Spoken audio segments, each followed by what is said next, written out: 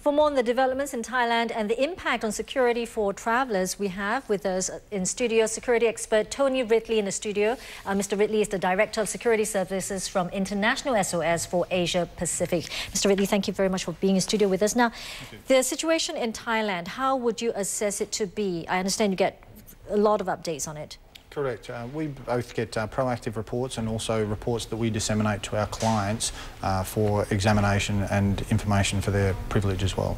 The current situation as it stands at the moment, the demonstrations of a violent nature, clashes, direct confrontation is over for the short term. However, we still see a concern for the thousands of protesters that have been gathered in Bangkok. Where are they now? Some of them may not be wearing their red T-shirts or their red apparel supporting the particular cause. However, they're still in Bangkok. We do know that there has been preparation of Molotov cocktails and other devices. It may not be over in the long term because ultimately their core requirements haven't been met. So am I to understand that your reading is that the unrest may resurface? There's potential for it? Certainly in the short term they've been appeased. However, the long-term strategy or the long-term objectives, that is the democracy of the government or the legitimacy of the government and so on, still hasn't been addressed. So until those core issues have been addressed to a palatable degree of those opposing the current administration, the issue's still there. But in the short term, we see it as being significantly diluted of what it's been over the last few days. Now, for a lot of people in many different parts of the world, Thailand is a very attractive place for trade as well as tourism.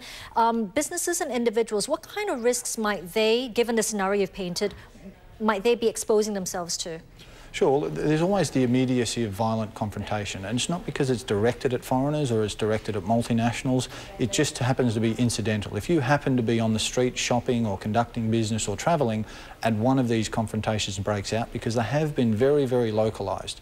Bangkok is a big city. There's a lot of road networks, there's a lot of places to go and things to do, but if you get caught in the immediacy of violence, that's your primacy of response. That means that you have to get away from the confrontations, not necessarily moving towards the military because the military may confuse you as a demonstrator, not necessarily moving towards the demonstrators because they may see you as a collaborator, simply getting away from the affected area. And you don't have to go very far. These areas are very, very localised in terms of their confrontation. Simply removing yourself from the danger will absolve 90% of the risk in most instances. Now, we've always heard about state of emergencies every now and then, not always, every now and then being declared. Now, given different countries have different laws, state of emergency, when it's declared in one country, how are they always the same, what you must adhere to? Absolutely not. State of emergencies are very subjective. They could be implemented as a result of an event. It could be a natural disaster, it could be demonstrations, it could be widespread power outages, it could be terrorism.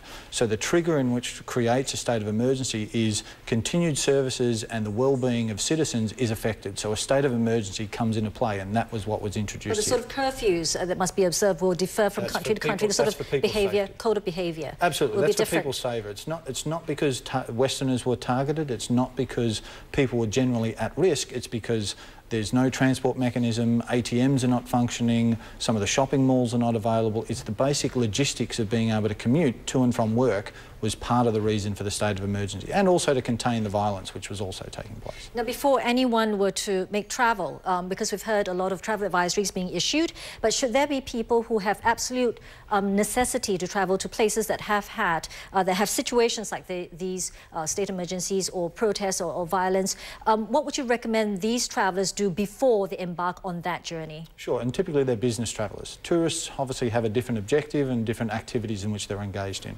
For business travellers, business continues. So if they're travelling to these locations, remembering that most of the affected areas have been government enclaves, they've been public areas, they've not typically been residential nor commercial areas, or even shopping centres for that matter.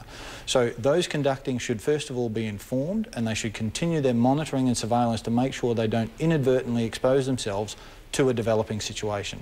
And then from there they should use their common sense, avoiding congregations, even to the point of choosing their colours effectively. They shouldn't be getting around in colours that could be construed as supporting one particular group or the other, and they should just be proactively monitoring the situation and have predefined responses. So if something does happen, they should know in advance what their response is going to be, not determining something on the spur of the moment. That's always fraught with danger. Of course, keep everyone informed of your whereabouts. You know, Tony Ridley, thank you so much for being here with us. Thank you. That was Tony Ridley, security expert, speaking to us in studio. He's the Director of Security Services from International SOS for Asia Pacific.